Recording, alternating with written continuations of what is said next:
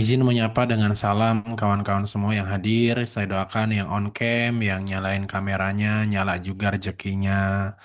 Yang nyalain kameranya, nyala juga keberkahannya ya. Al jaza ma'al qadril masyaqqah karena pahala sebanding dengan kesusah payahan. Ya, kalau ngaji online, kameranya nggak nyala, godaannya banyak. Ya, nyender, nyender, nyender, nyender, lama-lama merem. Makanya yuk. Sebisa mungkin pada on cam dinyalain fitur kameranya, pastikan menjaga aurat karena al-adab fauqal ain, adab di atas ilmu. Salah satu kunci keberkahan ilmu adalah memiliki adab. Jadi yuk bareng-bareng malam hari ini kita belajar bersama-sama tentang persiapan menuju Baitullah. Coba saya pengen nanya dulu, siapa di sini yang pengen bolak-balik ke Baitullah bersama keluarganya bilang saya di kolom chat. Siapa yang ingin bolak-balik ke Baitullah bersama orang-orang yang dicinta, keluarga besarnya, bilang saya. Semoga yang jawab saya di kolom chat disaksikan para malaikat, disampaikan langsung kepada Allah ya. Karena urusan Baitullah itu bukan tentang harta utamanya. Karena banyak sekali yang punya harta tapi tidak pernah menginjakan kaki di Baitullah. Sebaliknya, banyak orang yang terbatas hartanya tapi Allah izinkan bisa datang ke tanah sucinya. Karena Allah tidak pernah memanggil yang mampu, tapi selalu Allah memampukan siapapun yang dipanggil. Jadi malam hari ini adalah bentuk persiapan sekaligus untuk manasik kolbu ya bagi teman-teman yang insya Allah berangkat full seat. Kabarnya tadi saya baru dapat kabar full seat insya Allah tanggal 26 Oktober gitu ya. 2 pekan lagi dan harapannya semoga yang hadir bisa berangkat bersama-sama di bulan selanjutnya atau mungkin 2026 ya di waktu terbaik yang Allah izinkan. Makanya yang penting kita persiapan dulu. Salah satu persiapan yang harus kita miliki adalah persiapan ilmu gitu ya. Kenapa al-ilmu qabla al-qawli wal amal? Ilmu harus kita miliki sebelum berucap dan beramal soleh ya.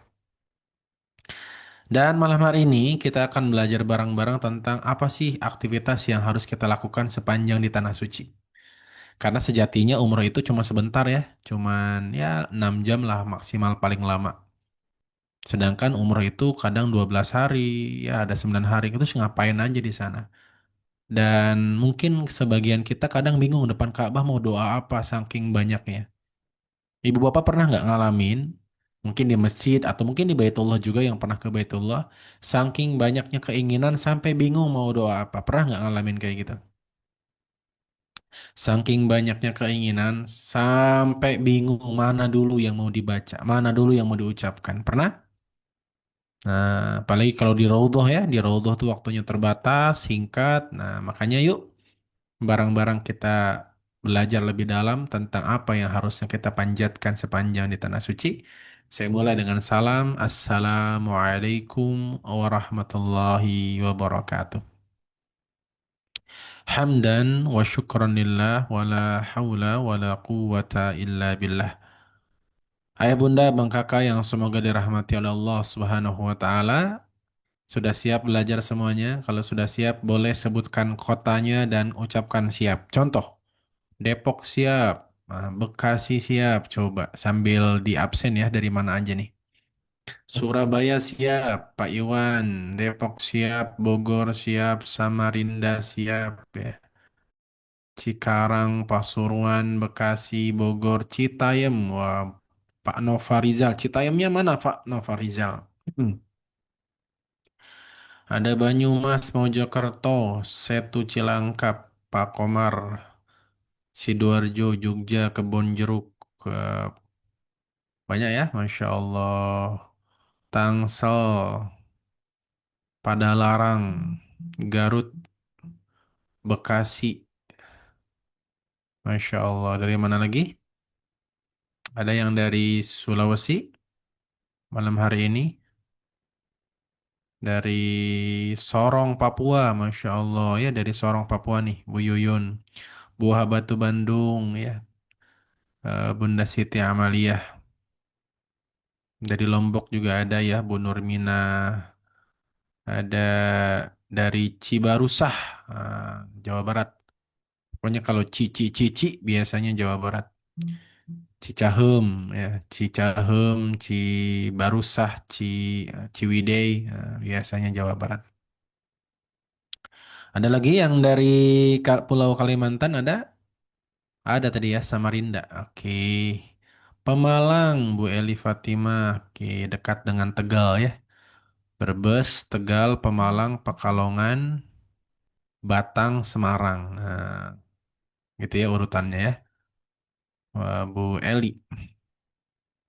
Baik kawan-kawan, untuk mengefisienkan waktu ada dari Medan juga ya. Bu Afrin Sorong, di Sorong udah jam 10 ya. Masya Allah ini luar biasa. Perjuangan teman-teman kita di Sorong yang hadir ini sudah jam 10 di sana karena perbedaan waktu 2 jam. Masya Allah. Tapi tetap bisa hadir, tentu ini sesuatu yang luar biasa. Makanya kawan-kawan yang WIB, waktu Indonesia Barat harus lebih sungguh-sungguh ya. Dibanding teman-teman kita yang di Sorong yang di sana sudah jam 10 tapi masih bisa hadir. Lampung juga hadir. Eh, Pamulang, Pamulang tuh deket sini ya, Jakarta, Tangerang. Baik ayah bunda, izin share screen ya supaya lebih efektif apa yang kita bahas. Dan mohon responnya, apakah bentar.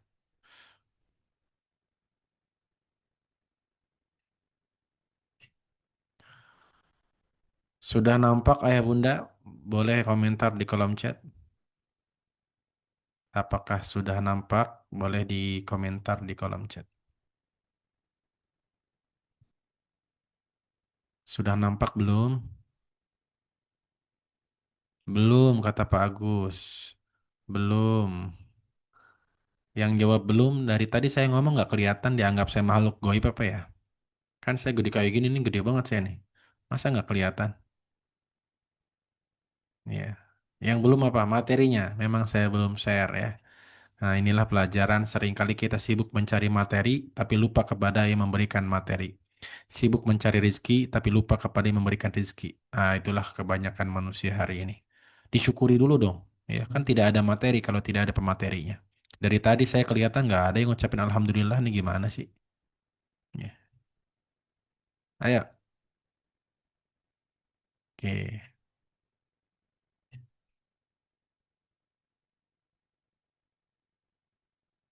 Sambil dibantu share ya kawan-kawan, yuk dibuat 100 aja minimal biar manfaatnya lebih luas materi malam hari ini. Dibantu di-share karena ini mumpung terbuka untuk umum kawan-kawan. Jadi sayang banget kalau kurang maksimal partisipannya karena ini sebenarnya ilmu yang apa ya, seringkali saya sampaikan di kelas-kelas berbayar, tapi hari ini Harum Travel eh, memfasilitasi untuk semua bisa belajar. Jadi yuk dibantu ya di-share, sudah di-share? Yang belum coba, yang sudah share bilang sudah share coba. Sambil kita tunggu teman-teman yang lain ya, baru kita mulai biar tidak ketinggalan materinya. Sudah share Bu Yanti, Bu Yuni, terima kasih. Ayo yang lain yang belum bertobatlah kepada Allah dengan taubatan nasuha. Nge-share itu gampang ya. Kenapa masih egois dengan ilmu? Terkadang kita lupa untuk mengajak padahal kita nggak pernah tahu dari siapa, dari orang yang mana yang kita ajak mendapatkan hidayah, kita mendapatkan aliran pahalanya. Ayo dibantu, di-share-share dulu supaya pas mulai minimal 100 partisipan lah ya, supaya lebih bermanfaat kajiannya. Oke, ada Bu Susi, Nur Diana di-share ya Bu Susi, ada Bu Sarah, ada siapa lagi nih? Bu Lisa Samarinda, setia terus ya Bu Lisa Samarinda terus nggak pernah sama yang lain. Samarinda terus ya, nggak pernah sama Dewi, ya, Samarinda terus. Sudah share, Bu Lisa terima kasih. Belum share, tidak punya player dan linknya loh. Kok tidak punya, bisa masuk ke Zoom tuh lewat mana? Bu Eli? Ya, ya, Anda bisa masuk Zoom. Oh, lihat status. Oh, lihat status saya ya. Di grup Rumah Muslim juga saya share Bu Eli. Bu Eli masuk grup Rumah Muslim nggak? Bu Eli kan jamaah Rumah Muslim kan? Di grup Rumah Muslim di share admin juga tuh. Oke. Baik, ayo 5 lagi yuk. Sebelum 100 saya nggak mulai nih.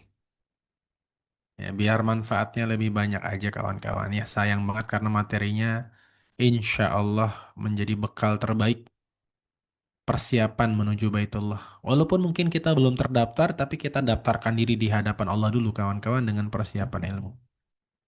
Ayo dibantu dulu, di-share-share dulu sambil kita nunggu kawan-kawan yang mau hadir ya.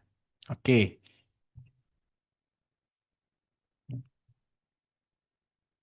baik. Sambil nunggu kita share dulu deh materinya. Biasanya semakin malam semakin banyak yang hadir.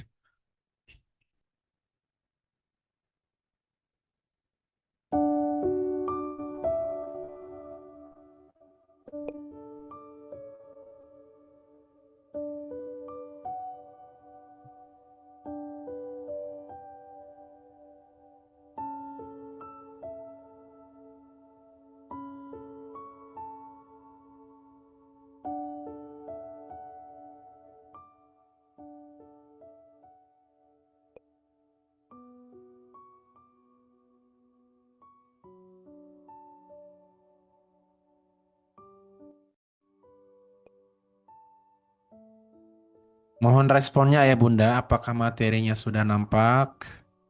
Boleh direspon di kolom chat. Ya, Alhamdulillah ya, semakin malam semakin bertambah. Kita mulai materinya dengan beristighfar 3 kali, harapannya bisa membersihkan hati agar ilmu bisa menghujam ke dalam dada. Astagfirullahaladzim, astagfirullahaladzim, astagfirullahaladzim. Gimana perasaannya lihat gambar Ka'bah? Ada perasaan rindu nggak kawan-kawan?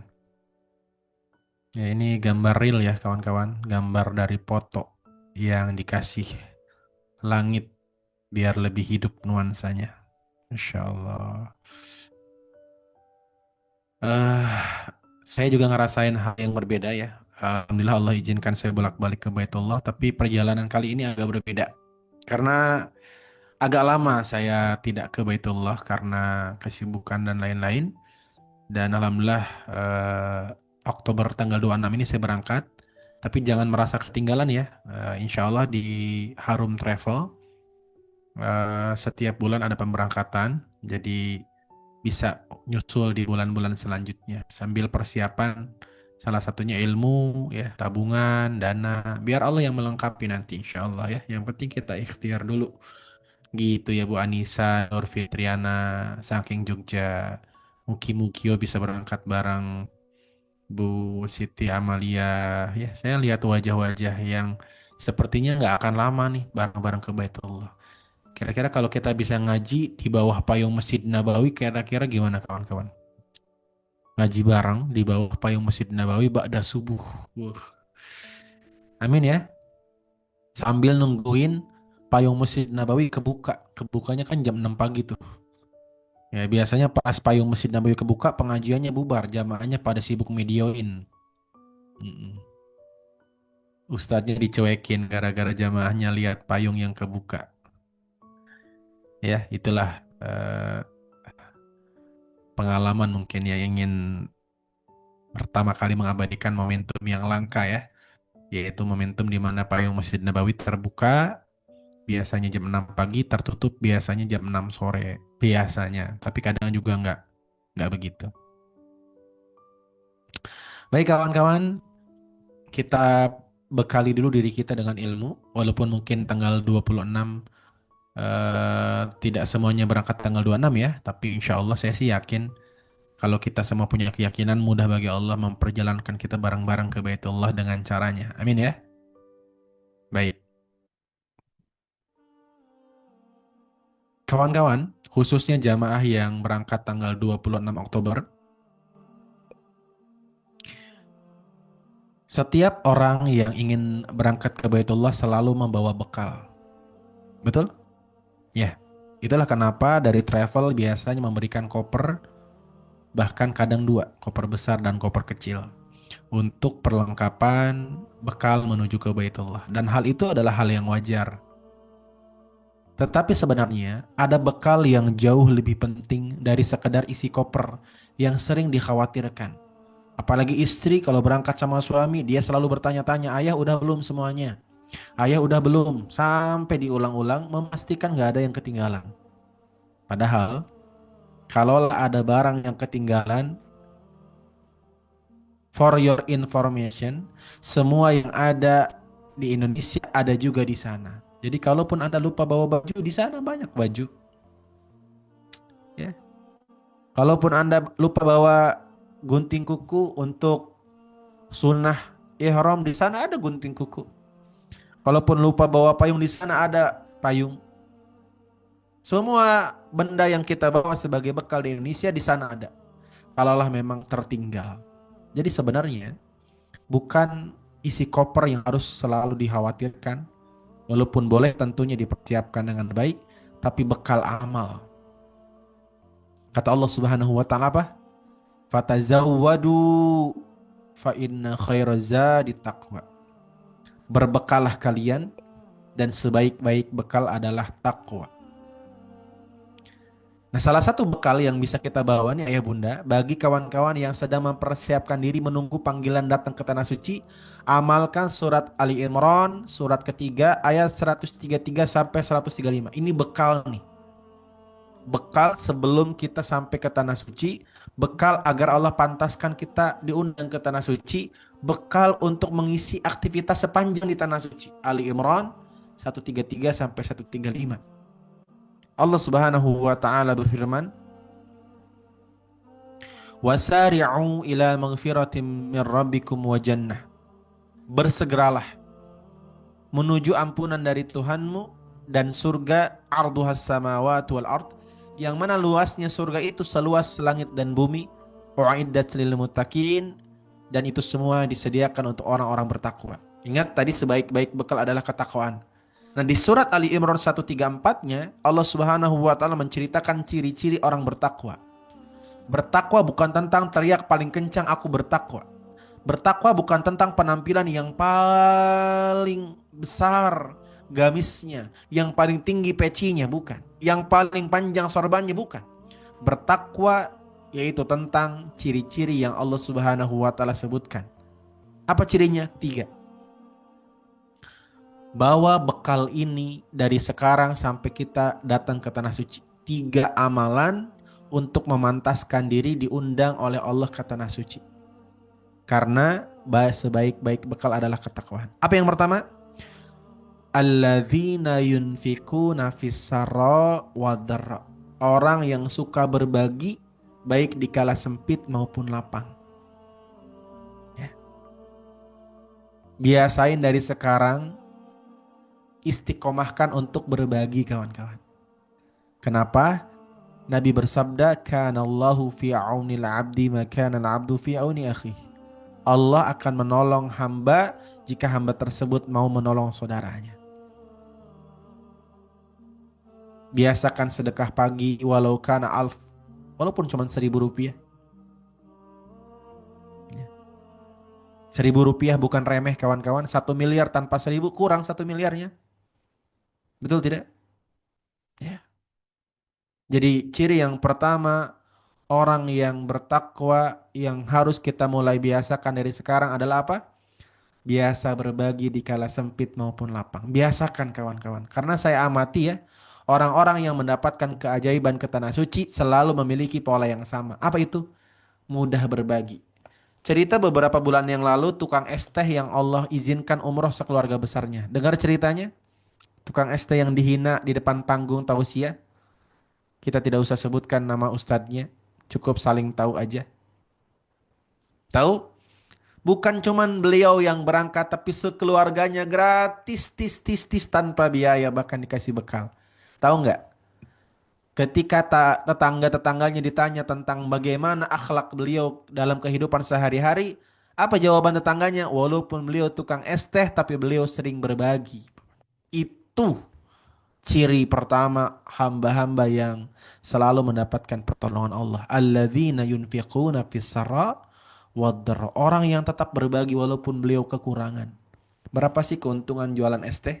Tapi beliau hampir setiap hari berbagi es teh kepada tetangganya. Maka ketika tukang ST ini mendapatkan rezeki, tetangganya semua bahagia. Tidak ada yang kemudian iri dengki karena mereka merasakan kebaikan dari tukang ST ini. Ciri yang kedua, dan tiga ciri ini, Ibu Bapak, ini bagi kawan-kawan yang insya Allah berangkat tanggal 26 Oktober, tolong tiga amalan ini dibiasakan sepanjang di Tanah Suci. Karena sedekah terbaik adalah sedekah di Tanah Suci. Semua amal ibadah, tidak hanya sholat yang Allah lipat gandakan pahalanya. Para ulama bersepakat bahwa semua amalan yang dikerjakan di Tanah Suci Allah lipatkan. Allah lipat gandakan pahala, termasuk sedekah. Makanya kawan-kawan yang berangkat insya Allah tanggal 26 Oktober, kalau bisa mulai mulai apa? Mulai menyisihkan sebagian dananya untuk berbagi. Ya. Ustadz, boro-boro berbagi, saya aja berangkat pas-pasan, fisarro wadorro. Di kala sempit maupun lapang tetap berbagi. Kan berbagi nggak mesti banyak. Sereal juga bisa. Ya. Oke, sereal tuh sekitar 4-5 ribuan kan? Bisa, boleh, boleh banget. Karena Allah tidak melihat angkanya, tapi Allah melihat perjuangannya. Yang pertama. Yang kedua, jika ingin dimudahkan datang ke Tanah Suci, dan jika Anda insya Allah datang ke Tanah Suci, amalkan yang kedua ini. Apa itu?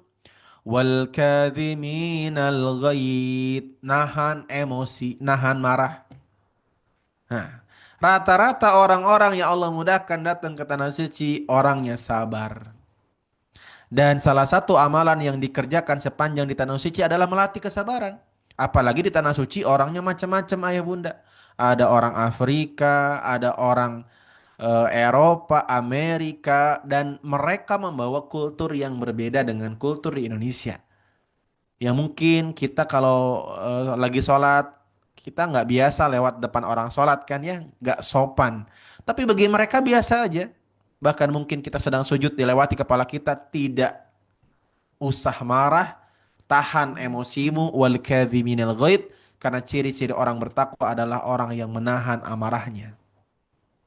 Maka amalan yang kedua yang bisa kita lakukan sepanjang di Tanah Suci, khususnya bagi kawan-kawan yang insya Allah berangkat tanggal 26 Oktober adalah melatih untuk tidak mudah emosi. Dari sekarang latihannya. Karena di sana penyebab emosi banyak sekali. Ada jamaah sekamarnya ngorok, ngoroknya tidak beraturan lagi. Hilang timbul suaranya. Coba. Coba kalau tidak dilatih emosinya. Harusnya menikmati ibadah umroh, dia marah-marah sepanjang umrohnya. Ya, padahal itulah ujian keimanan. Itulah ujian berjamaah. Ada juga yang kalau mandi 2 jam misalnya. Ada juga tuh macam-macam ibu-ibu mandi kayak meditasi 2 jam baru keluar. Sabar. Jadi aktivitas yang harus kita lakukan sepanjang di Tanah Suci itu bukan cuma umroh ya. Umroh cuma 6 jam ayah bunda. Paling hebat orang bisa umroh 2-3 kali. Itu udah paling hebat banget. Ya, wajibnya sekali. Dan umroh cuma 6 jam lah. Anda kan di sana 9 sampai 12 hari. Ngapain aja? Nah, satu, berbagi. Tiap hari tuh ada aja yang dikasih. Dua, nahan emosi. Kesenggol kepalanya. Ya, Anda lagi tawaf, tiba-tiba hidung Anda ketempelan ketempelan keteknya orang Afrika. Dicium aromanya, disabarin, namanya juga lagi ibadah. Iya, kan orang Indonesia pendek-pendek. Ya tingginya seketeknya orang Afrika, kesenggol keteknya. Dan toab itu kan nggak boleh pakai wangi-wangian ya, cium aromanya, dinikmatin, dinikmatin, disabar-sabarin. Itu loh. Jadi ibadah yang tertinggi itu ini, ya umroh mah gampang bu pak, nggak usah ikut manasik juga pasti ibu bapak bisa umroh. Kenapa? Umroh mah bareng-bareng, nggak mungkin salah. Yang ketiga apa?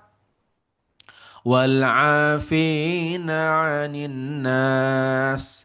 Memaafkan. Tahan emosi yang kedua, yang ketiga maafkan.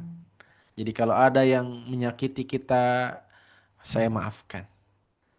Kenapa? Karena kita pun berharap dimaafkan oleh Allah Subhanahu wa taala. Ya, jadi ini tiga amalan yang mungkin mulai sekarang ibu bapak yang pengen datang ke tanah suci mulai biasakan agar Allah pantaskan datang ke Baitullah. Dan bagi kawan-kawan yang insya Allah berangkat tanggal 26 Oktober, biasakan dari hari ini sampai nanti di sana pun terbiasa. Berbagi, nahan emosi, maafkan. Ya, karena saya bolak-balik ke Baitullah ada aja gitu di sana ngamuk-ngamuk ya. Bahkan di sana bertengkar sama istrinya. Kenapa? Karena mereka tidak membawa bekal hati, cuman bawa bekal isi koper. Ya, padahal bekal hati lebih penting daripada isi koper. Apa saja bekal hatinya? Mudah berbagi, baik di kala sempit maupun lapang, menahan emosi dan memaafkan.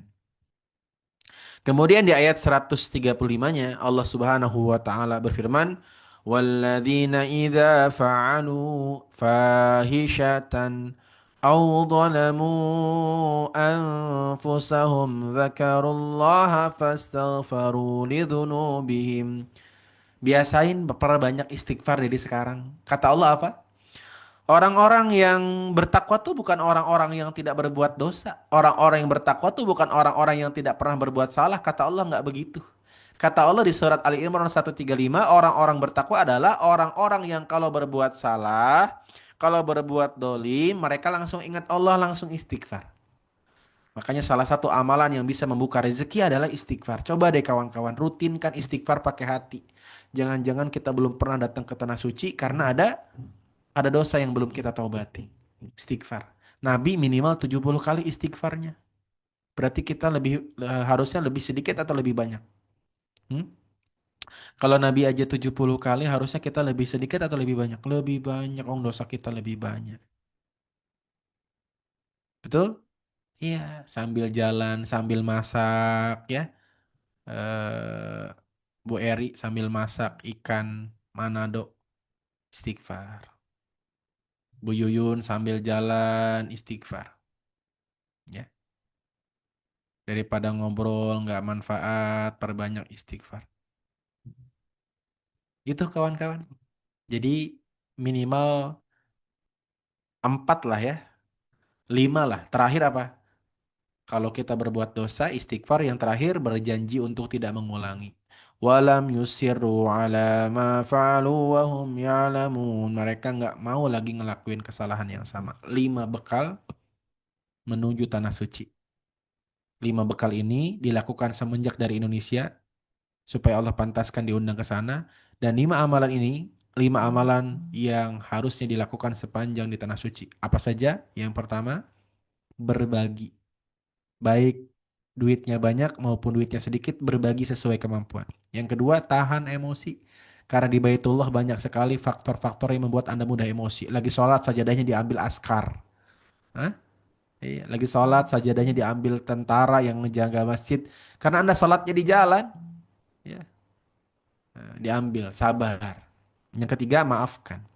Yang keempat, perbanyak istighfar. Yang kelima, berjanji tidak mengulangi kesalahan yang sama. Insya Allah, dengan 5 bekal ini, ibadah umroh jadi lebih nikmat dijalani. Baik, sekarang kita bahas aktivitas depan Ka'bah atau aktivitas di Raudhah. Karena di 2 tempat suci ini kawan-kawan, ada 2 tempat yang paling mustajab berdoa. Di Madinah ada Raudhah, di Mekah ada Multazam. Tempat yang paling mustajab untuk kita bermunajat kepada Allah. Namun kadang-kadang, saking banyaknya keinginan, kita bingung mau doa apa. Betul tidak? Pernah nggak di sini ngalamin kayak gitu? Pernah nggak ngalami satu momentum di mana Anda bingung mau doa apa, saking banyaknya permintaan? Yang pernah bilang pernah di kolom chat. Pernah? Ya, Bu Nurmina pernah, Bu Titin pernah, ya. Bu Denok pernah.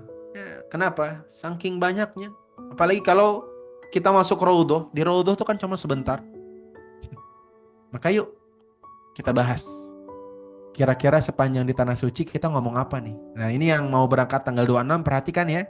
Karena 2 minggu lagi kita berangkat insya Allah. Saya membersamai langsung. Tolong perhatikan 2M ini. Lakukan 2M sepanjang Anda di Tanah Suci. Yang pertama apa? Mengaku. Yang kedua, mengadu. Karena kalau kita amati doanya para nabi itu nggak banyak minta kawan-kawan. Serius. Doanya Nabi Adam, Rabbana dzalamna anfusana wa illam taghfir lana wa tarhamna lanakunanna minal khasirin. Yang artinya, ya Allah, hamba mengaku telah mendolimi diri hamba sendiri. Kalau engkau tidak mengampuni dan merahmati, sungguh hamba termasuk orang-orang yang rugi. Ada permintaan? Tidak ada. Doa Nabi Yunus ketika dalam lautan, di tengah malam, di dalam ikan, apakah ada permintaan? Enggak. Nabi Yunus berdoa apa? La ilaha illa anta subhanaka inni kuntu minadh dhalimin. Yang artinya, tidak ada ilah kecuali engkau. Maha suci engkau. Dan sungguh aku termasuk orang-orang zalim. Tidak ada permintaan, yang ada pengakuan dan pengaduan. Makanya kalau kita melihat teks doanya para nabi yang luar biasa, mustajab, doa mereka rata-rata terdiri dari 2M. Mengaku dan mengadu. Bukan meminta. Walaupun boleh meminta, tapi kalau kita ingin doa kita lebih powerful, mulailah doa kita dengan 2M. Mengaku dan mengadu. Nabi Ayub ketika sakit, ada yang hafal doanya Nabi Ayub ketika sakit? Coba jawab di kolom chat. Yang hafal doanya Nabi Ayub ketika sakit. Apakah doanya Nabi Ayub, ya Allah sembuhkan hamba? No, itu mah doanya orang Garut. Apa doanya Nabi Ayub ketika sakit bertahun-tahun? Anni massaniya durru wa anta arhamur rahimin. Apa artinya? Ya Allah, sungguh aku telah merasakan kemudorotan, lisanku sulit berzikir, dan engkau adalah zat yang maha pengasih. Ada permintaan? Tidak ada. Adanya apa? Mengaku dan mengadu. Jangan-jangan selama ini doa kita tidak powerful karena banyak meminta, tapi lupa mengaku. Itu kawan-kawan. Maka yuk bareng-bareng kita lebih dalam lagi. Mengaku apa sih? Mengadu apa? Yuk. Mengaku ada 2. Yang pertama, mengaku nikmat-nikmat yang Allah sudah berikan. Jadi mohon maaf ayah bunda, banyak banget jamaah umroh yang kalau ke Baitullah tuh udah nyiapin list permintaan. Kayak mau nagih sama Allah.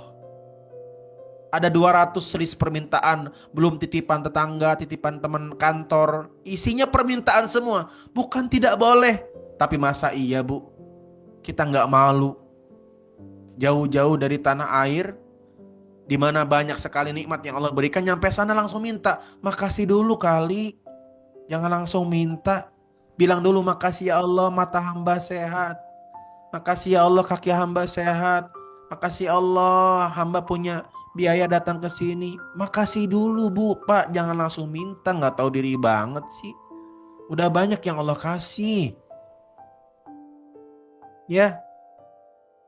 Jadi doa terbaik adalah dimulai dengan mengaku. Mengaku apa? 2. Nikmat yang Allah sudah berikan dan mengakui dosa-dosa yang selama ini kita lakukan. Itulah kenapa dalam doa Sayyidul Istighfar. Siapa yang hafal doa Sayyidul Istighfar di sini? Allahumma anta rabbi la ilaha illa anta khalaqtani wa ana abduk wa ana ala ahdik wa wa'dika mastata'tu. A'udzu bika min syarri ma sana'tu. Abu'u laka bi ni'matika alayya wa abu'u bi dzambi. 2 kalimat pengakuan. Abu'u laka bi ni'matika alayya. Aku akui nikmat yang Engkau berikan kepadaku dan aku akui dosa-dosa yang aku lakukan di hadapanmu. 2 poin yang penting banget kalau kita ingin doa-doa kita sepanjang di tanah suci powerful, kawan-kawan. Coba jawab jujur, selama ini doa kita lebih banyak mengaku apa meminta? Jawab. Selama ini kalau kita angkat tangan depan Allah lebih banyak meminta apa mengaku? Meminta. Meminta apa menagih? Menagih. Ya Allah udah 5 bulan saya doa belum dikabulin. Itu bukan lagi meminta, menagih coba. Kadang-kadang kita su'ul adab sama Allah. Ya. Boleh meminta, terakhir nanti. Yang pertama mengaku dulu. Bilang di hadapan Allah, ya Allah, makasih ya Allah. Engkau sudah berikan nikmat yang begitu banyak kepada hamba. Tak terhitung nikmatmu ya Allah. Ya. Makanya yuk coba kita perdalam. Kita perdalam kenikmatan yang Allah sudah berikan supaya kita lebih mudah bersyukur. Kawan-kawan, apa sih yang membuat selama ini kita tidak bisa mengakui nikmat Allah, susah banget bersyukur? Karena selama ini kita hanya ingat nikmat-nikmat yang besar. Padahal mohon maaf, bangun tidur juga nikmat ayah bunda. Apa manfaatnya ibu bapak punya mobil kalau pas besok pagi nggak bisa bangun tidur, sia-sia mobil mewahnya? Benar gak? Apa manfaatnya punya istri cantik kalau bangun tidur nggak bisa buka mata lagi? Makanya bangun tidur adalah nikmat yang luar biasa yang harus disyukuri. Itulah kenapa setiap kita bangun tidur kita ucapkan Alhamdulillahilladzi ahyana ba'da ma amatana wa ilaihin nusyur. Terima kasih ya Allah. Engkau masih memberikan kesempatan kepada hamba untuk bangun lagi ya Allah. Memperbaiki yang belum baik, menambah amal baik ya Allah. Setiap bangun tidur coba munculkan rasa syukur jemaah. Karena bangun tidur adalah nikmat yang besar. Betapa banyak orang yang tidur tidak bisa bangun lagi. Karena Allah cabut nyawanya selamanya. Biasain kawan-kawan. Bangun tidur, ucapkan Alhamdulillah sambil ingat kebaikan Allah. Alhamdulillah ya Allah. Hari ini sehat, hari ini bahagia, hari ini sukses, hari ini berkah. Begitu. Jangan bangun tidur, ya bangun tidur. Karena banyak banget lagi pekerjaan. Masa bangun tidur langsung ngeluh? Bersyukur dulu. Karena banyak sekali yang kemudian ingin merasakan apa yang kita rasakan. Ibu-ibu, bapak-bapak, tahu nggak? Orang-orang yang sudah ada di kuburan, kalaulah mereka bisa terdengar omongannya, tahu nggak mereka ngomong apa? Orang-orang yang di dalam kuburan berkata, ya Allah, laula akhartani ila ajalin qarib. Ya Allah, kalau boleh hidupkan aku sebentar ya Allah. Ternyata orang-orang yang sudah di kuburan, mereka meminta kepada Allah agar dihidupkan kembali. Ingin berbagi, ingin beramal soleh. Dan kita masih hidup kawan-kawan. Maka bangun tidur, ucapkan Alhamdulillah. Bangun tidur, ucapkan Alhamdulillah. Bahkan kawan-kawan, Masya Allah, tahu nggak? Setiap helaan nafas nikmat yang luar biasa. Kemarin pas COVID, ini betul-betul terasa. Banyak orang butuh oksigen, yang mana oksigennya langka, orang berani bayar berapapun untuk dapat oksigen. Dan Anda tahu nggak? Ternyata dalam ilmu kedokteran, orang dewasa itu per hari butuh 550 liter oksigen murni. Per hari, 550 liter. Yang harga per liternya 25.000 per liter. Berarti kalau dihitung dengan kebutuhan tadi, berarti kamu harus mengeluarkan 13.750.000 per hari buat napas doang. Dan Allah kasih gratis, Bu. Allah kasih gratis, Pak. Boleh minta, tapi syukuri dulu nafas yang Allah berikan kepadamu secara cuma-cuma. Karena nanti akan datang di mana hari Anda akan merasakan nikmat bernafas itu luar biasa. Kapan? Ketika tabung oksigen menempel di mulut Anda. Di situ Anda baru sadar bahwa bernafas itu bukan sembarangan, Bu, Pak. Bernafas itu nikmat. Maka biasain, bernafaslah dengan kesadaran. Setiap keluar nafas ucapkan Alhamdulillah. Gimana latihannya? Coba tarik nafas. Buang nafas sambil bilang Alhamdulillah. Alhamdulillah. Tarik nafas. Alhamdulillah. Itu kawan-kawan. Seringkali kita memikirkan hal-hal besar. Mobil, rumah, sawah, perusahaan. Boleh kita minta itu semua, boleh. Bukan gak boleh, boleh. Tapi syukuri dulu nikmat nafas yang kau berikan. Apa manfaatnya mobil mewahmu, perusahaan megahmu, kalau tidak lagi bisa bernafas. Syukuri kawan-kawan. Ya. Apalagi yang harus kita sadari? Kawan-kawan, sadar gak sih bahwa Allah tuh baik banget sama kita? Allah Subhanahu wa Ta'ala ciptakan dunia dan isinya untuk manusia, kawan-kawan. Allah ciptakan apel, anggur, jeruk, ayam, bebek, kambing, sapi, semuanya ujung-ujungnya buat mulut siapa? Buat mulutnya siapa? Mulutnya Bu Nurminah Lombok, mulutnya Bu Isma Fitrianingsih, mulutnya Bu Liv, mulutnya Bu Eri, mulutnya Pak Afnil, mulutnya Bu Lisa, mulut kita semua. Kurang baik apa Allah sama kita? Kita bosan makan ayam, ikan di laut macam-macam jumlahnya. Allah ciptakan semuanya. Kita bosan makan jeruk, ada anggur Allah ciptakan. Anggur merah, kita sudah mulai bosan, ada anggur hijau. Dan itu semua ciptaan Allah supaya manusia bisa menikmatinya, kawan-kawan. kurang baik apa coba. Makanya lagi-lagi Bu, Pak, boleh kok kalau kita berdoa tuh minta boleh, tapi bilang makasih dulu dong. Makasih ya Allah, Engkau ciptakan alam semesta begitu sejuk ya Allah. Makanya salah satu udara terbaik adalah udara subuh kawan-kawan. Ya, biasain kita menghirup udara subuh. Kata Nabi apa? Allahumma barik ummati fi bukuriha, keberkahan umatnya Rasul ada di waktu subuh. Tarik nafas. Alhamdulillah ya Allah, seger banget ya Allah. Tuh, makanya biasain kalau pada subuh tuh aktivitas kawan-kawan.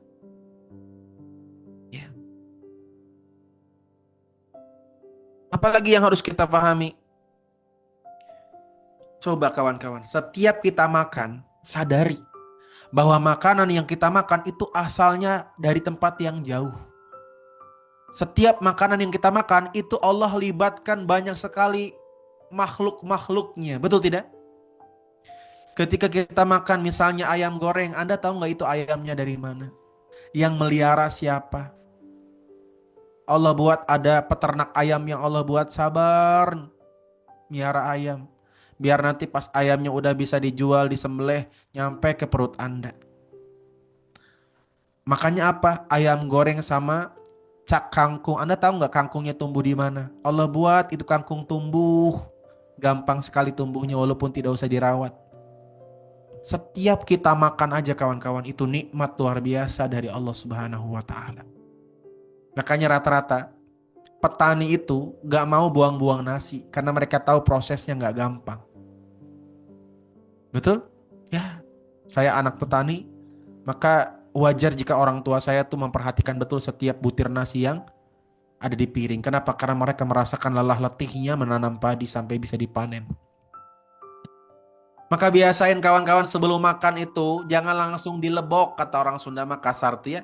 Jangan langsung dimakan. Tarik nafas dulu. Baca doa dulu. Habis baca doa bilang, makasih ya Allah, Engkau masih menghidangkan makanan ini untuk hamba ya Allah. Jadikan makanan ini sumber tenaga, sumber manfaat, sumber berkah, baru dimakan pelan-pelan. Dari pinggir ke tengah, Bapak. Dinikmati suapannya ya Allah, makasih. Lidah hamba masih bisa merasakan rasa asin. Itu karena ada di luar sana hamba-hamba Allah yang Allah uji tidak bisa makan, betul tidak? Ya Bu, banyak Bu. Saudara-saudara kita di rumah sakit yang gak bisa makan lewat tenggorokan, dibuat salur pencernaan dari perutnya. Main-main ke rumah sakit ayah bunda, kita mudah bersyukur. Ya Allah, ya. Apa yang harus kita pahami? Manusia itu gak bahagia bukan karena kurang nikmat, tapi karena sibuk mencari yang tidak ada. Orang lagi tinggal di gunung pengennya ke pantai. Orang tinggal di pantai pengennya ke gunung. Di rumah terus bosan pengen keluar. Di luar rumah pengen cepat-cepat pulang ke rumah. Betul tidak? Jadi hidup bahagia itu bukan tentang seberapa mewah, tapi seberapa syukur. Nikmati yang Allah hadirkan. Kalau lagi di rumah, dinikmati di rumah. Kalau lagi di luar rumah, dinikmati di luar rumah. Dinikmati setiap sesi yang Allah berikan. Kalau lagi di rumah, ya jangan ingat keluar rumah. Nanti Anda gak bahagia. Kalau lagi di luar rumah, jangan ingat ke rumah. Nanti Anda gak bahagia, nikmati. Selesai baru pulang. Kalau di rumah, nikmati rumah. Ya. Maka kawan-kawan, hal yang kemudian tidak kalah penting ternyata ada nikmat yang paling besar yang harus kita syukuri melebihi dunia dan isinya. Apa itu? Nikmat hidayah. Nikmat hidayah kawan-kawan. Yang mana nikmat hidayah ini tidaklah Allah berikan kecuali hanya kepada hamba-hamba yang Allah cintai. Tidak ke sembarang orang. Bahkan ayahanda Ibrahim tidak mendapatkan nikmat ini. Bahkan anaknya Nabi Nuh tidak mendapatkan nikmat hidayah ini. Bahkan istrinya Nabi Lut tidak juga mendapatkan nikmat hidayah ini. Tapi kita yang bukan siapa-siapa, bukan keluarganya Nabi, kita orang yang jauh dari kehidupan Nabi, tapi mendapatkan nikmat terbesar yaitu nikmat hidayah. Alhamdulillahilladzi hadana lihadza. Kalimat yang akan dipanjatkan oleh penghuni surga nanti apa? Allah Subhanahu wa Ta'ala ceritakan di surga nanti orang-orang akan berkata, Alhamdulillahilladzi hadana lihada. Ya Allah, terima kasih atas hidayah yang Engkau berikan kepada kami. Nikmat terbesar adalah nikmat hidayah. Termasuk ibu bapak bisa ngaji malam hari ini karena hidayah, bukan karena senggang. Banyak ke orang yang senggang tapi nggak ngaji malam hari ini? Banyak gak? Lebih milih nonton TV? Banyak. Jadi satu hal, nikmat yang paling besar adalah nikmat Islam. Dunia mah sebentar ayah bunda, betul tidak? Sebentar. Nggak kerasa kayaknya kemarin kita nimang-nimang anak, anaknya udah gede sekarang. Benar gak bu? Benar gak? Ya, anak yang kita timang-timang waktu bayi udah gede. Udah lebih tinggi dia dibanding kita. Ada yang ngerasa kayak gitu nggak? Kayaknya cepet banget dunia ini berjalan. Ya. Bahkan anak-anak yang dulu kita usap ingusnya udah nikah bu. Makanya rata-rata bapak-bapak menangis ketika melihat anak perempuan yang menikah. Kenapa? Dia nggak nyangka secepat itu waktunya. Anak perempuan yang dia gendong-gendong, yang dia tati ketika jalan waktu kecil, sekarang dipinang laki-laki yang jadi suaminya. Cepat dunia nih kawan-kawan. Ya. Makanya selagi nikmat hidayah dalam dada, bersyukurlah kepada Allah. Makanya kalau depan Ka'bah jangan banyak minta dulu. Bilang makasih ya Allah Engkau berikan hidayah. Karena datang ke tanah suci itu hidayah. Banyak gak orang kaya tapi gak pernah kepikiran pengen ke tanah suci? Banyak gak? Hah? Banyak gak orang kaya, artis-artis yang sekali tampil di TV bisa buat berangkat umroh sekali, tapi gak ada keinginan berangkat ke Baitullah? Banyak jemaah. Banyak. Maka kawan-kawan, saking pentingnya nikmat hidayah, kita meminta hidayah 17 kali minimal setiap sholat. Di dalam surat Al-Fatihah ayat 6, Ihdinas siratal mustaqim, ya Allah berikan kepada hamba hidayah ya Allah. Kenapa kita meminta hidayah padahal kita sudah beragama Islam? Jawabannya kata para ulama, karena tidak ada yang menjamin dirimu meninggal dalam keadaan Islam. Gak ada. Tidak ada yang menjamin kita meninggal husnul khatimah. Maka berdoalah kepada Allah, ihdinas siratal mustaqim. Artinya ya Allah, istiqomahkan hamba dalam hidayah, istiqomahkan hamba dalam Islam sampai meninggal nanti dalam keadaan mengucap la ilaha illallah, dalam keadaan sedang hidayah, sedang mendapatkan hidayah, sehingga hamba meninggal saat melakukan kebaikan dan ketaatan. Itulah kenapa kawan-kawan, hidayah itu adalah nikmat terbesar, karena bahkan keluarganya Nabi pun belum tentu mendapatkan hidayah. Keluarga Nabi pun belum tentu mendapatkan hidayah. Dan hidayah adalah kunci kebaikan. Harta jika dimiliki oleh orang yang tidak punya hidayah jadi bahaya, digunakan buat maksiat. Tapi jika harta dimiliki oleh orang yang punya hidayah jadi kebaikan. Makanya hidayah itu kunci dari semua nikmat. Rumah megah, mobil mewah, harta yang banyak, kalau tidak punya hidayah jadi bahaya. Ya. Jadi hidayah adalah nikmat terbesar, karena hidayah adalah kunci kebaikan dunia akhirat.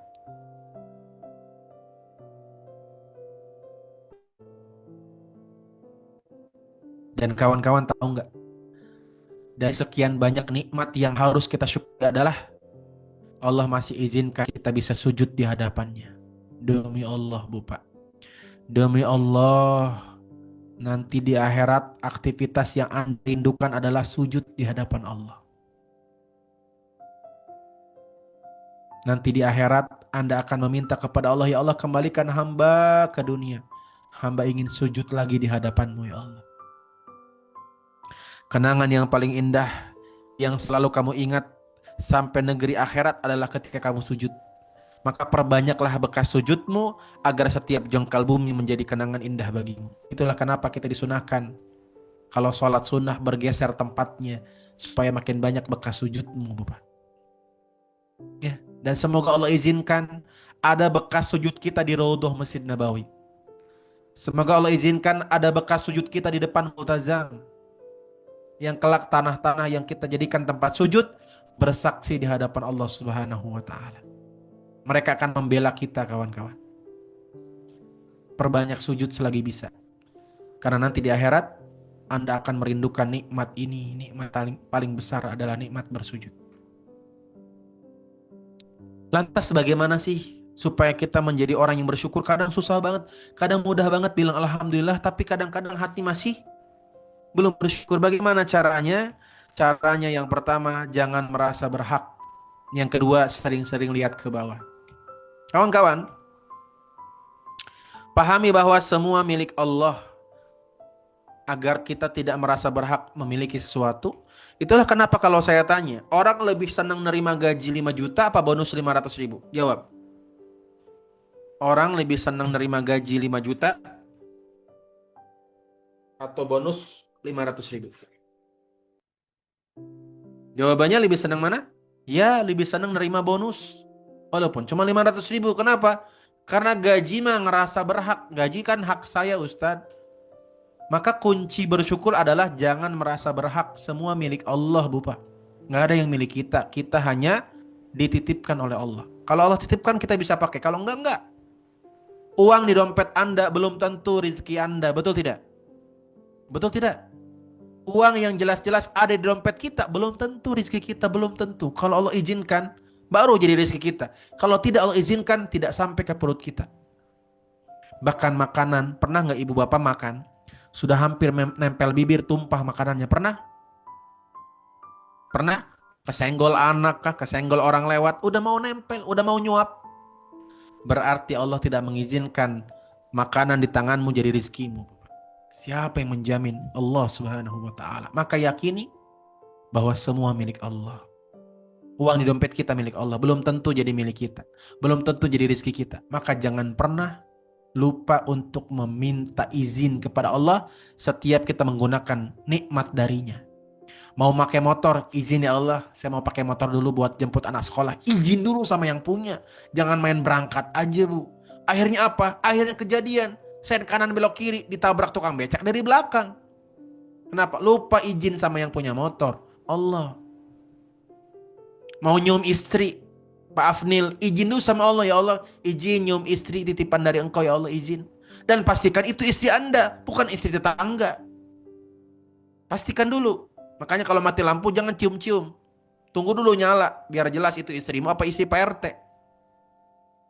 Jadi apapun izin dulu sama Allah. Mulai begitu ya.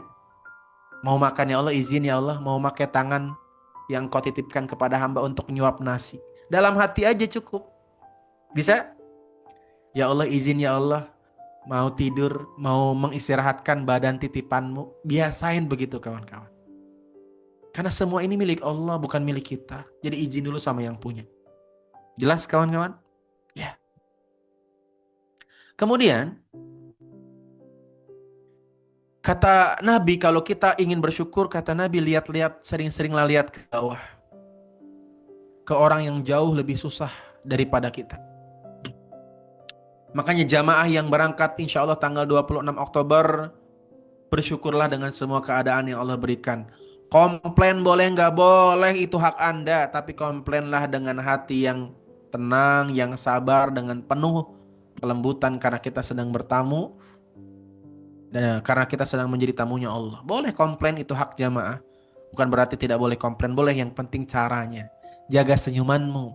Mohon maaf Pak Ustadz, mohon maaf Bu. Ini kok saya kopernya belum ketemu. Sampaikan, gak apa-apa. Itu hak Anda, bahkan wajib disampaikan. Supaya pihak travel tahu. Tapi jaga senyummu bos. Kita lagi jadi tamunya Allah. Boleh komplain. Kenapa? Marahmu tidak akan merubah kenyataan. Tidak ada satupun travel yang ingin mengecewakan jamaahnya. Nggak ada Bu, travel mana yang mau mengecewakan jamaahnya. Tapi terkadang ada beberapa rencana yang di luar kendali manusia. Yang kita sudah rencanakan dengan baik, di sana ada aja. Maka boleh silakan komplain, tapi jaga senyummu. Karena kita sedang jadi tamunya Allah. Kita aja, kalau sedang bertamu di acara hajatan orang, kalaupun kita sedang ribut sama istri, di tempat hajatan ribut gak? Enggak. Walaupun kita lagi marah-marahan sama pasangan, ngomongnya lembut. Ayah, sini sebentar. Kenapa senyum? Lagi bertamu gak enak sama tuan rumah. Masa kita bertamu sama manusia bisa menjaga akhlak, sedangkan bertamu dengan Allah lupa menjaga akhlak? Jaga akhlakmu. Komplain boleh, tapi pakai akhlak. Kadang-kadang saya ketemu jamaah yang so iye gitu ya. Tidak ada travel yang ingin mengecewakan jamaahnya. termasuk harum travel. Makanya kita siap insya Allah dikomplain, kita siap insya Allah di apa diingatkan, tapi dengan cara yang baik. Karena kita sama-sama sedang jadi tamunya Allah. Sampaikan dengan baik. Ustadz, kenapa istri saya ketinggalan di bandara? Bandara mana? Jakarta. Kok bisa? Saya salah gandeng Ustadz. Saya kira yang muda istriku. Makanya ini. Dia gandeng yang muda. Ternyata bukan istrinya. Makanya matanya dijaga Pak. Biar tidak salah gandeng. Istrinya orang digandeng. Masalah jadinya. Oke. Jadi kawan-kawan sering-sering lihat ke bawah. Ibadah umroh capek nggak kawan-kawan? Jawab di kolom chat. Yang pernah umroh, ibadah umroh tuh capek nggak?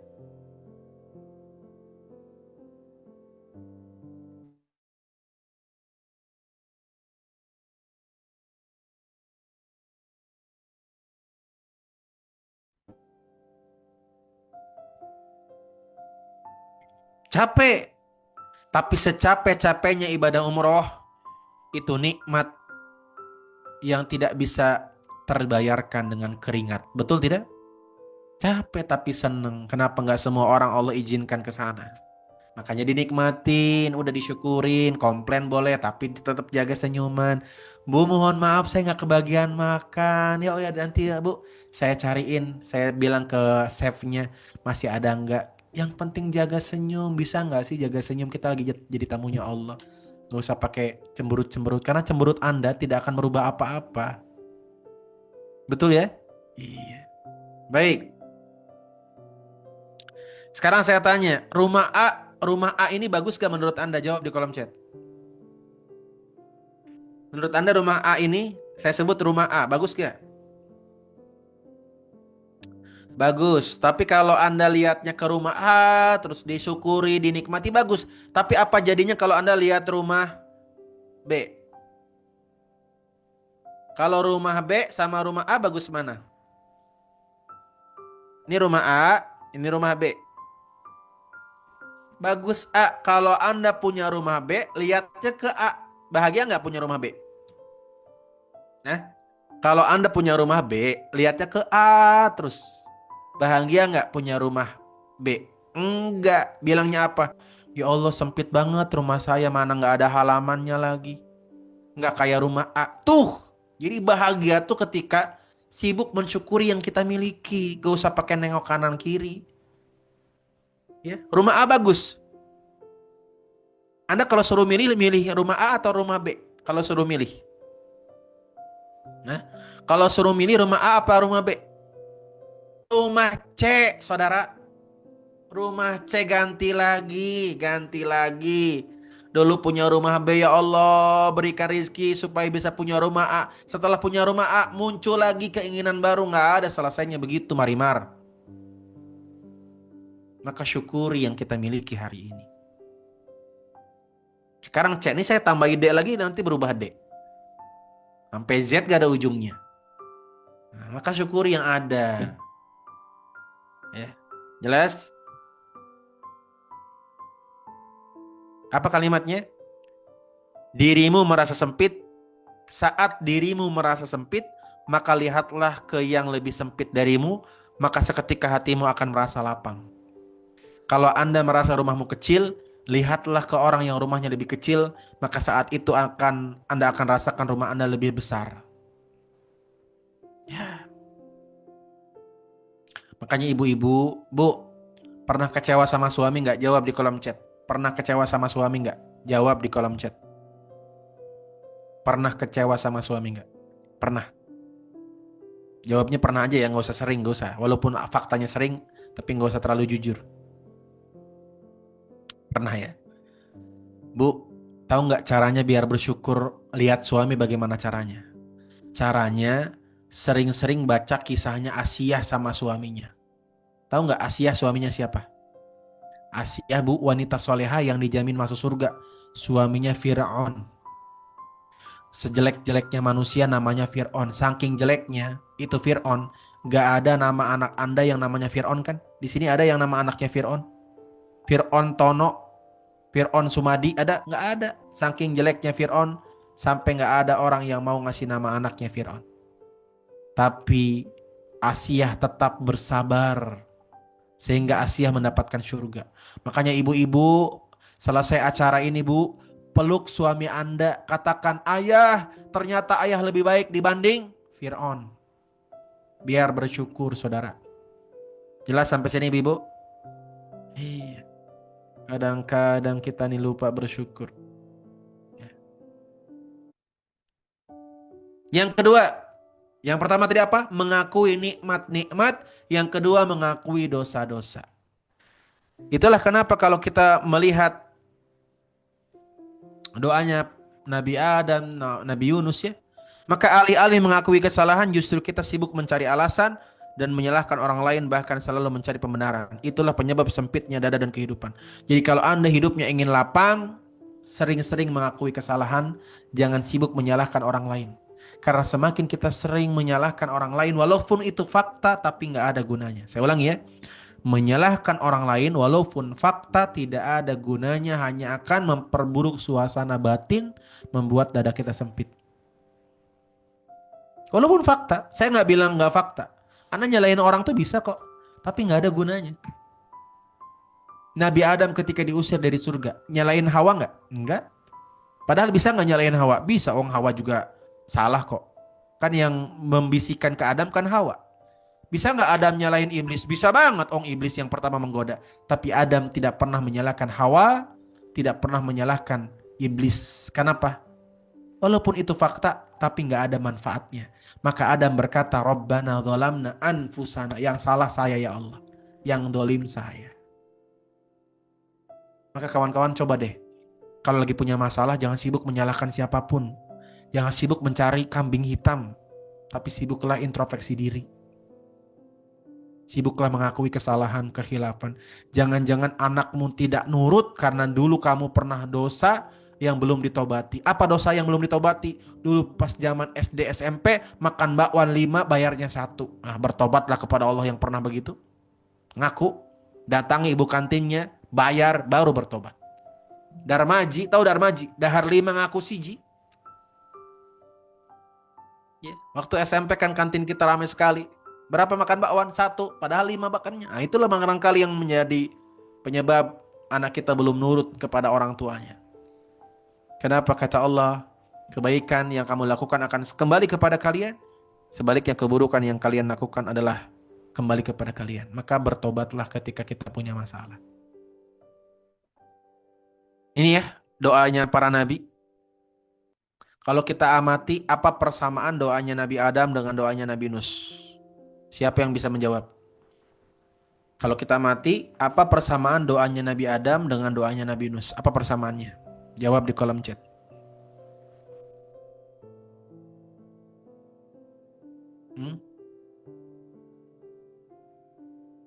Betul Bu Yuni. Sama-sama mengakui kesalahan. Nabi Adam ketika mengakui kesalahan, Allah balikan gak ke surga? Allah balikin ke surga. Nabi Yunus ketika mengakui kesalahan, Allah selamatkan gak? Allah selamatkan. Padahal di dua doa ini tidak ada permintaan, gak ada. Nabi Adam gak pernah minta dibalikin ke surga.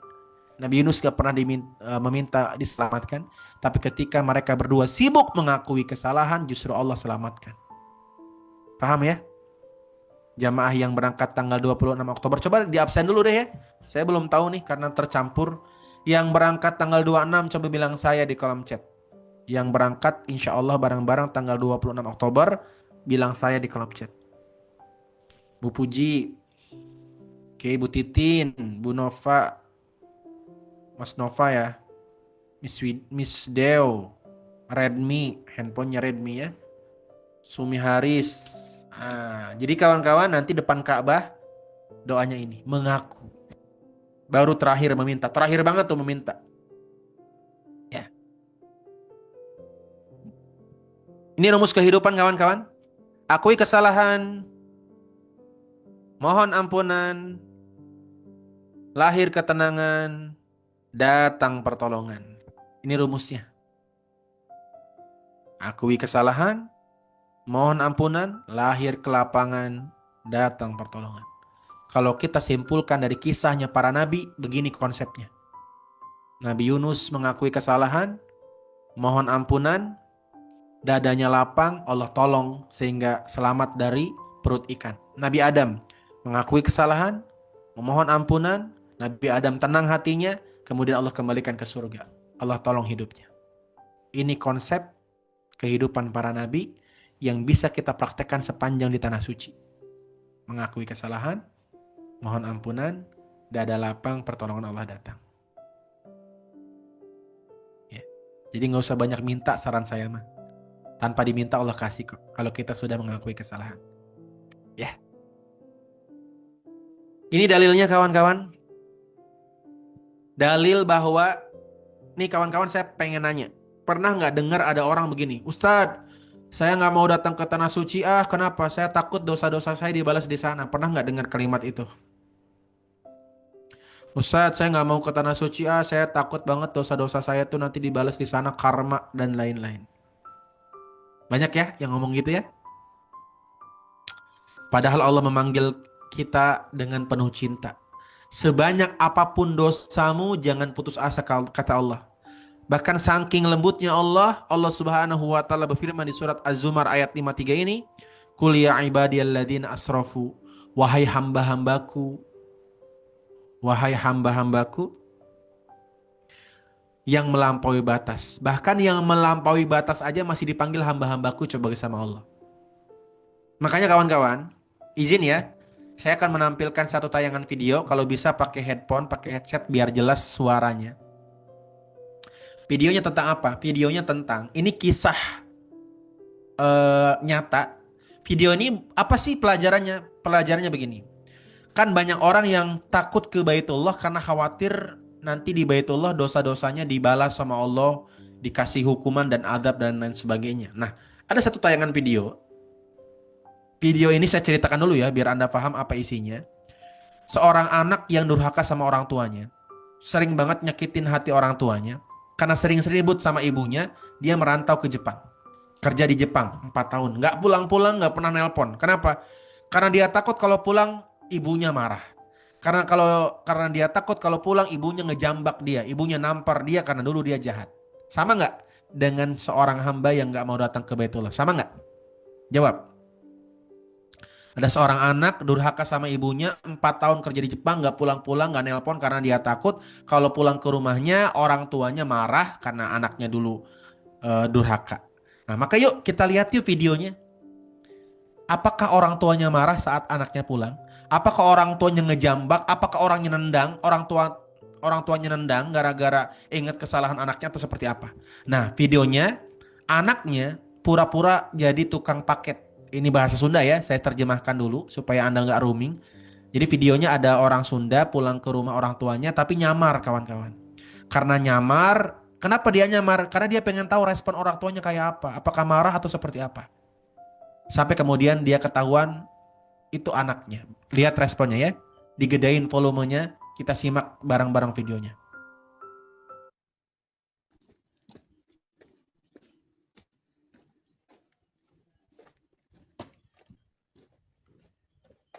Ini pura-pura jadi tukang Assalamualaikum. paket. Orang tuanya belum sadar ini anaknya ya. Ibu, abdi teh bade ngajajab paket. Dia pura-pura Nuhun atas nama Ibu Rahayati sanes pura-pura ngasih paket. Ini ibunya nih. di Jakarta. Cuman kanggo Bu Rahayati pengiriman nama dukanya ya tak. Cuman sawerna aya di Lebak. Ibunya bingung Abdi karena nggak teh ngerasa ieu beli mediokeun paket. ke kanggo dokumentasi. Tak Nah, aca. ini adiknya ya. Ini adiknya. Sabaraha tadi teh di kantor teh 500 sih kan teh. Ini adiknya sama ibunya. Jadi mereka nggak paham yang datang siapa. Dan mereka juga bingung karena nggak pernah pesan paket. Nah, tapi nanti adiknya ngecek paketnya isinya apa. Pas dicek ternyata oleh-oleh dari Jepang. Dari situlah adiknya sadar ini kakaknya. Karena adiknya tahu kakaknya kerja di Jepang. Kita lihat bagaimana respon ibunya ya. Apakah ibunya marah-marah atau seperti apa? Muhun abdi ge duaan tadi teh. Sana ya kanggo dokumentasi teh ya. Ini di video buat dokumentasi katanya. Duka dibuka lawat tuh beli eta. Suruh dibuka dulu. Sana ari abdi mah eta mung ngajajabkeun hungkul.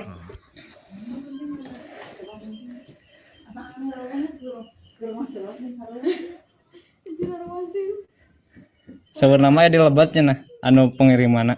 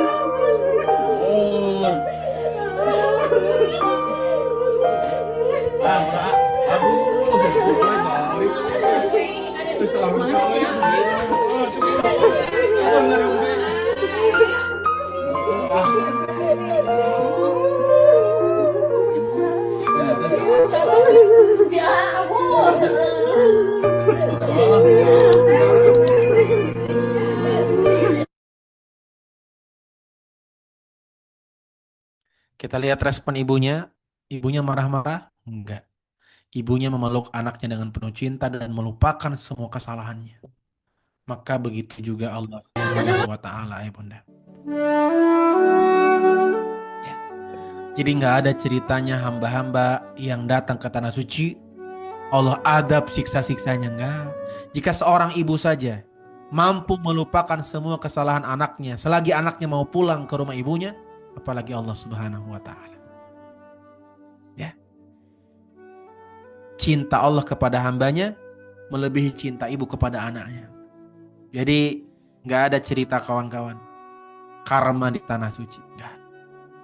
Itu hanya sugesti yang dibawa. Makanya kita jangan pernah meyakini bahwa di sana akan ada peristiwa-peristiwa yang dimana akan memunculkan dosa-dosa kita. Jangan. Allah itu sesuai prasangka kita, kawan-kawan. Yakin Allah maha cinta. Yakin Allah nungguin kita penuh kerinduan. Jika seorang ibu saja mampu melupakan semua kesalahan anaknya. Kita lihat tadi ya. Nggak ada tendangan. Nggak ada dikepret sama ibunya. Yang ada ibunya meluk. Terus nggak dilepas-lepas nangis. Saking rindunya. Semenjengkelkan apapun anak, ibu tetap menyimpan kerinduan. Sebanyak apapun dosamu, Allah tetap rindu kepadamu, wahai hamba-hambanya Allah. Ya, datang ke tanah suci. Ucapkan labbaik Allahumma labbaik. Ya Allah, hamba datang ya Allah. Hamba datang bukan karena tidak punya dosa. Hamba datang bukan karena tidak pernah berbuat salah. Hamba datang karena hamba yakin Engkau maha cinta ya Allah. Itu arti labbaik Allahumma labbaik. Labbaik Allahumma labbaik, maafkan hamba baru datang hari ini ya Allah, karena sibuk dengan dunia sampai lupa mendatangi rumahmu ya Allah. Labbaik Allahumma labbaik. Itu bergetar hati kita, kawan-kawan ya. Maka ayah bunda, semoga dirahmati Allah Subhanahu wa taala. Inilah dialog sepanjang di tanah suci. 2, mengaku dan mengadu. Jelas sampai sini? Jelas? Jadi jangan lagi bingung ya, doa apa sepanjang di tanah suci. Cukup banyakin mengaku. Ngaku 2 ya. Mengakui nikmat-nikmat Allah, banyakin bilang terima kasih sama Allah. Yang kedua, banyakin ngaku kesalahan kita. Yang kedua, baru mengadu. Jadi ada 2 M. Yang pertama mengaku. Yang kedua mengadu. Mengaku ada 2. Mengakui nikmat dengan bilang terima kasih. Yang kedua mengakui kesalahan dengan mengatakan, ya Allah, aku mengaku hamba dolim seperti doa Nabi Adam. Kemudian yang kedua mengadu. Apa itu mengadu? Mengadu adalah menceritakan semua rasa yang tidak nyaman hanya kepada Allah. Jadi kawan-kawan, biasakan jangan langsung minta solusi, tapi cerita aja masalah Anda. Contoh, ya Allah, anak hamba susah banget dibilangin ya Allah. Udah sampai situ aja. Gak usah pakai, ya Allah jadikanlah. Karena kalau kita udah jadikanlah, seolah-olah kita ngatur Allah. Seolah-olah kita yang paling tahu solusi yang terbaik untuk diri kita. Betul tidak? Cukup cerita aja, ya Allah, hamba lagi pusing ya Allah. Hamba lagi penat ya Allah. Hamba lagi capek. Cerita aja sama Allah. Karena Allah suka banget mendengar keluh kesah hambanya. Allah suka mendengar keluh kesah hambanya. Selagi berkeluh kesah depan Allah, Allah suka kawan-kawan. Berarti Anda menunjukkan Anda tuh butuh Allah. Ya Allah, rumah hamba ya Allah bocor di mana-mana. Udah cerita aja. Bagaimana Allah selesaikan terserah Allah. Karena Allah punya 1 juta cara untuk menyelesaikan masalahmu yang terkadang tidak sesuai dengan akal kita, Bapak. Ya. Dulu juga Nabi Musa nggak tahu laut akan dibelah, ya nggak? Dulu juga Nabi Ibrahim nggak tahu api akan didinginkan. Yang mereka tahu satu, Allah tidak mungkin menyia-nyiakan hambanya. Yang mereka tahu satu, Allah tidak mungkin menyia-nyiakan hambanya. Mereka cuma cerita saja. Cerita saja kawan-kawan. Jadi depan Ka'bah ngapain? Cerita semua yang Anda rasanya tidak nyaman. Cerita, ya Allah. Hamba lagi pusing, ya Allah gimana lagi ya cara nasihatin suami biar dia rajin ibadah. Cerita aja. Sebaik-baik tempat cerita tuh depan Allah. Allah itu sebaik-baiknya pendengar. Allah punya nama As-Sami. Apa arti As-Sami? Sebaik-baik pendengar. Ceritakan aja. Gak usah pakai di tutup-tutupin karena Allah tahu semua isi hati Anda kan. Cerita aja. Ya Allah, gimana ya caranya supaya anak-anak hamba soleh-soleha? Cerita aja. Allah yang tahu caranya. Jangan sok tahu depan Allah. Tugas kita cuma bercerita, berikhtiar sesuai kemampuan. Ya. Dan itu yang kita temukan di kisahnya Nabi Yakub alaihissalam, bapaknya Nabi Yusuf di surat Yusuf ayat 86. Nabi Yakub berkata, sesungguhnya hanyalah kepada Allah aku mengadukan kesusahanku dan kesedihanku. Jadi kalau Anda lagi sedih, cerita sama Allah. Kalau Anda lagi susah, cerita sama Allah. Cukup cerita. Gak usah pakai mikirin solusinya. Karena yang bikin pusing itu mikirin solusinya. Bener gak? Iya. Solusi mah Allah yang tahu. Tapi ikhtiar wajib. Ikhtiar mah wajib ibu bapak. Karena ikhtiar perintah Allah. Tapi apakah ikhtiar mendatangkan solusi? Belum tentu.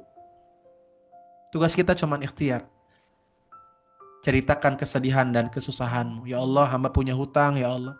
Sudah 7 tahun belum lunas. Hamba sudah ikhtiar tapi belum kunjung lunas. Ceritain aja. Bagaimana caranya terserah Allah. Ya. Jadi kesimpulannya, sepanjang di Baitullah kawan-kawan, seperti Nabi Ayub berdoa. Ini doanya Nabi Ayub ya. Anni masani yadurru wa anta arhamur rahimin. Yang dilakukan Nabi Ayub apa? Meminta apa mengadu? Jawab. Kalau kita melihat doanya Nabi Ayub di surat Al-Anbiya ayat 83, kita temukan yang dilakukan Nabi Ayub tuh meminta apa mengadu? Jawab di kolom chat. Mengadu. Ya Allah, hamba sakit ya Allah. Nabi Ayub gak minta sehat loh. Nabi Ayub gak minta sehat. Nabi Ayub cuman cerita apa yang dia rasakan. Paham? Sebagaimana seorang anak, dia bercerita, "Ma, aku belum bayar uang buku." Udah cukup begitu. Kira-kira dipikirin gak sama ibunya, sama bapaknya? Dipikirin.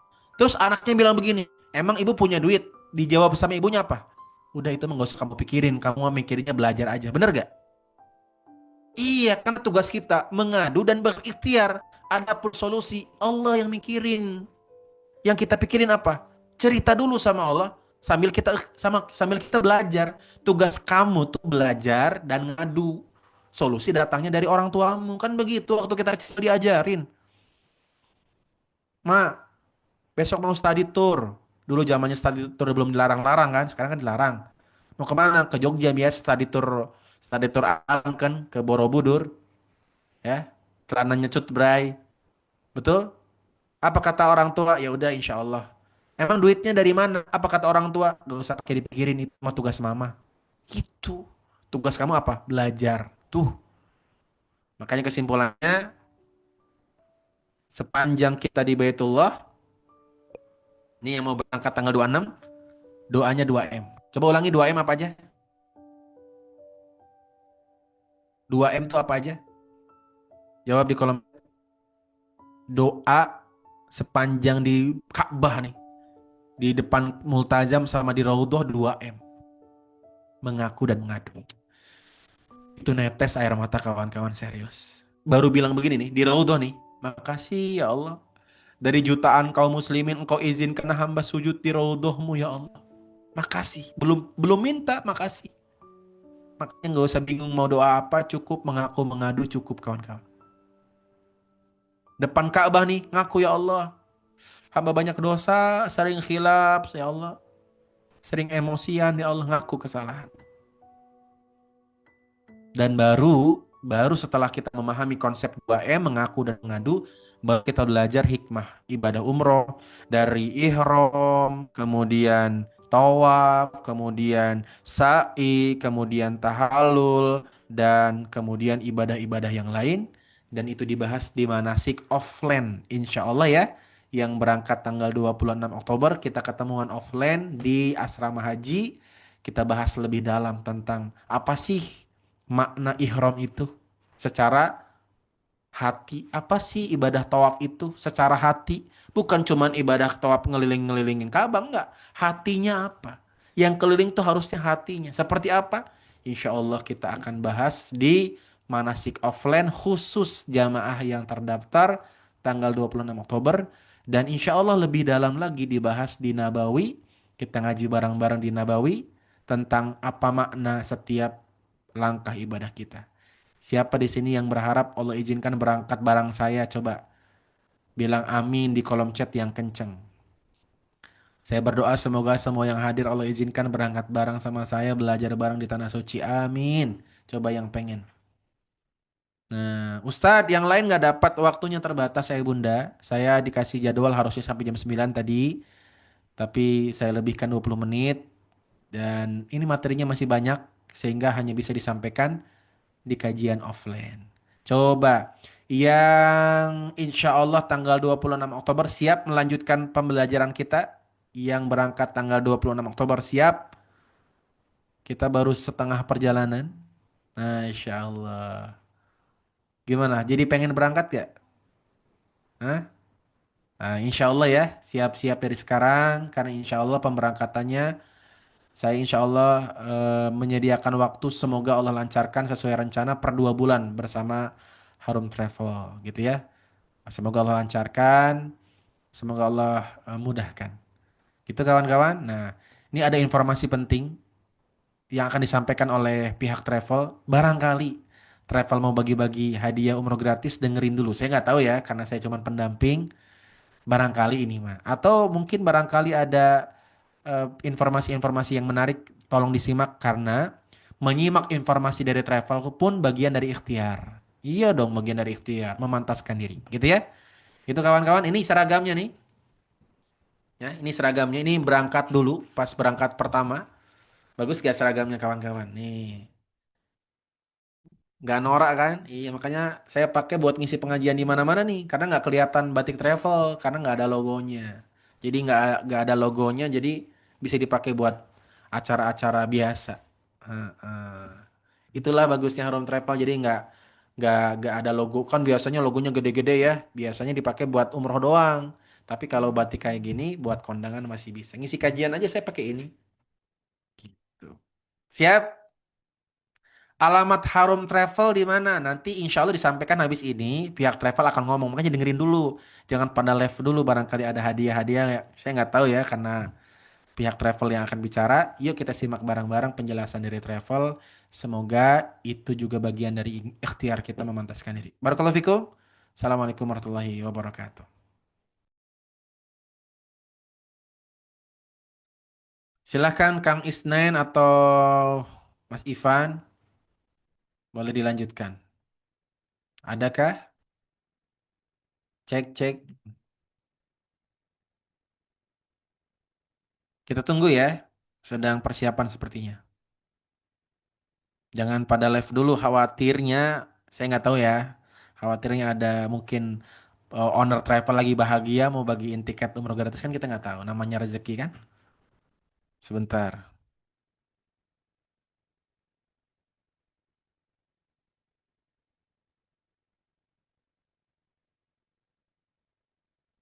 Ada pihak travel Mas MC tadi atau Kang Isnen?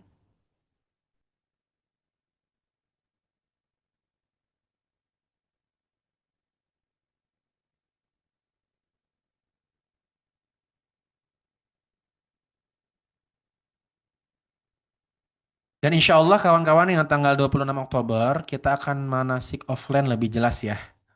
Jadi persiapkan nanti kain ihramnya, kita akan praktek juga selain manasik kolbu, ada juga manasik teknis ya, karena kita juga perlu belajar teknisnya secara fikih. Jadi harapannya bisa bawa kain ihram buat bapak-bapak, dan insya Allah juga akan ada manasik kolbu. Materi tadi dilanjutin nanti di offline. Siapa yang pengen dapat materinya juga? Masya Allah, daftar makanya ya, biar kita ngaji bareng-bareng. Sudah, Kang Isnin sudah siap?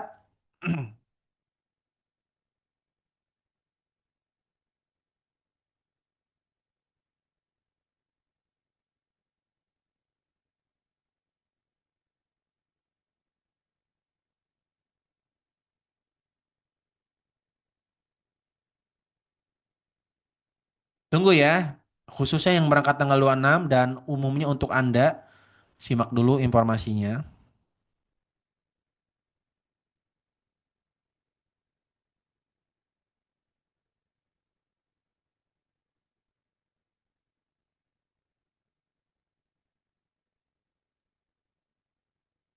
Cek, cek. Ya, baik, saya sarankan sepenuhnya ke Mas Ivan ya dan pihak Travel Harum. Dan insya Allah kita akan ketemu secara lebih dalam di Manasik Offline yang berangkat tanggal 26 Oktober. Dan bagi kawan-kawan yang perlu informasi travel harum di mana gitu ya, dicek dulu kawan-kawan, jangan main berangkat aja ya. Dicek lima pastinya, dicek alamat travelnya di mana, kemudian dicek semuanya. Karena kita nggak boleh ragu-ragu ya, harus yakin dulu baru berangkat. Dan insya Allah, semoga saya bisa berangkat bareng bersama Anda di bulan-bulan selanjutnya. Silakan Mas Ivan. Siap, Ustadz. Mas.